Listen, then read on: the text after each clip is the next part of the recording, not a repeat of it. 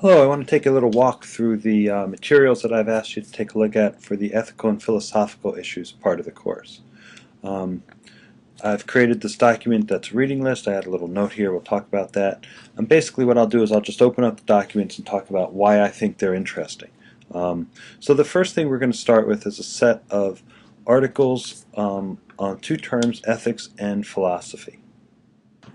As you know, I kind of like Wikipedia, so taking a look at Wikipedia's Ethics of Technology article, I think what's really relevant about this article, aside from the fact that it clearly needs attention from an expert on the subject, but what I'm really interested in here is these two suggestions here that the ethics involved in developing new technology has to do with the way that we should also take into consideration the fact that the way it's implemented, the way it's distributed, is an ethical question. I'm primarily interested here, I think, in the first question, the ethics involved in the development of a new technology, and in particular in the sub-questions, what are the issues surrounding the production of a new process? How does it change the relationship between human beings, between teachers and students, between business owners and their customers, etc. So those to me are ethical issues associated with the emergence of new technologies. The article on philosophy of technology, very, very broad field, and this is an interesting field. We don't get to spend a whole lot of time on it in this course, or actually in this program.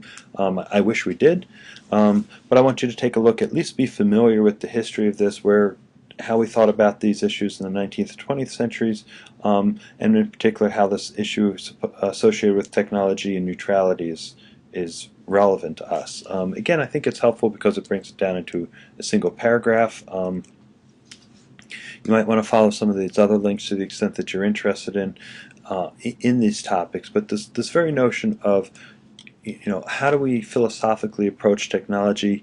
Is it a good thing? Is it a bad thing? I think you'll get a sense from reading through this fairly briefly. You'll get a sense of why we ought to be thinking about these topics.